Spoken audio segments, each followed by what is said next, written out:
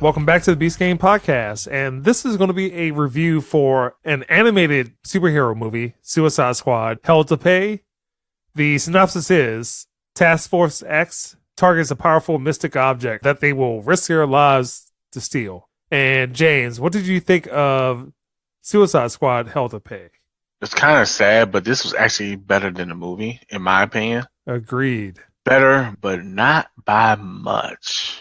I will say this was perhaps the most gruesome animated DC films I've seen. Extremely violent. First opening scene is extremely violent. And it was extremely violent to the point that I'm going to say I was offended, but I was caught off guard because I was like, man, it's a DC animated movie. It's not going to be like that. This could have gone into movie theaters. This should have maybe gone into movie theaters. I think they did it, and I don't have a problem with it, but it shows that the Suicide Squad or Task Force X or whatever you want to call them, they're not the Justice League. They made it evident they're not the Justice League because they went through just killing everybody. Everybody was dying on that first mission. They weren't joking around. Like people that were just doing their job, just dying. Not like they encountered someone and they were a threat. A guard just chilling and get shot in the head right between the eyes. People's heads get cut off. I mean, it's just it was brutal. That opening action scene is pretty extreme. Yeah. How's the animation? It's just like any other Warner Brothers animated movie. It's same style. The thing is, with the animation, at times it was really good. It wasn't consistent to me. Very computer generated, and then other times it seemed like it was just regular straight up anime, or I keep saying animation, and then that was fine. But then when they kind of mixed the two, it just seemed out of place. Like there was a driving sequence where you just saw whoever was driving in the rearview mirror or like the side mirror, driver's side mirror, and that just looked kind of off to me.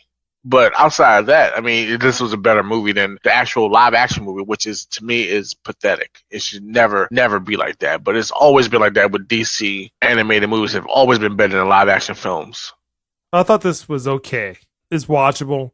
The only two things that really carry over from the Suicide Squad Will Smith movie is Deadshot, Amanda Waller, and Harley Quinn. The characters surrounding them are a lot different. So you have Killer Frost, Bronze Tiger, Captain Boomerang. Oh, no. Yeah, Captain Boomerang was in the movie. Yeah. Shows up. And the villain is entirely different. And that story works better than what the whole setup was for the live action movie, because it made sense.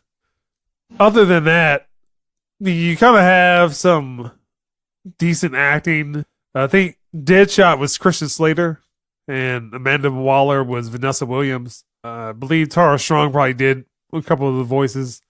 James, what score would you give Suicide Squad Hell to Pay?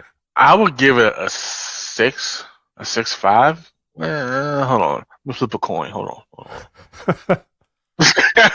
No, I'll give it a 6.5 because I did like the other characters. Now, one character that kind of annoyed the hell out of me was Harley, but that's just Harley. Yeah, Harley Quinn is kind of relegated just to being a side character. She's not prominent in the movie. She's not the Harley Quinn that was in Suicide Squad where she was the main character. She was definitely just comic relief. The other characters I actually liked, for example, I liked Bronze Tiger, but people don't know Bronze Tiger like that. But Bronze Tiger is no joke whatsoever. And you see he's no joke how he beat the living dog shit out of Deadshot. Beating everybody's ass, basically. He beat Deadshot's ass after he talked shit about his daughter. He tried to get off on him, and he's just like, man, I'm just joking. I'm just playing around with you. I'm not even fighting you for real. But he still whooped his ass when he's not even putting in full effort. That just shows you how bad he is. He's considered one of the top martial arts in the DC universe. Nothing to fool around with. But I did like him. Copperhead was pretty cool. I mean, like, the other characters were okay. In the beginning, I was trying to figure out who the hell are these guys? And then I was thinking, like, well, they're definitely going to die because I don't even know who they are. Let's just say that it lived up to the name Suicide Squad because everybody was expendable and people died. Yeah. So another thing that carries over is just that people's heads explode if you're on the Suicide Squad. They're trying to offer you deals to get out of jail. And if you screw up or piss off Amanda Waller, she'll make your head explode, which happened a lot. But I'm going to give this a 5. And again, it's watchable. It might not be the best DC animated movie on the upper echelon of those movies. It's probably the Green Lantern movie, Flashpoint, some of the Batman, the ones with Damian Wayne, like those are awesome. It's 5. It's watchable. It's a decent rental. It's probably worth that. I think a couple weeks ago it was $1 rental. Yeah, spend $1. Go watch the movie. But that's the Beast Game Podcast.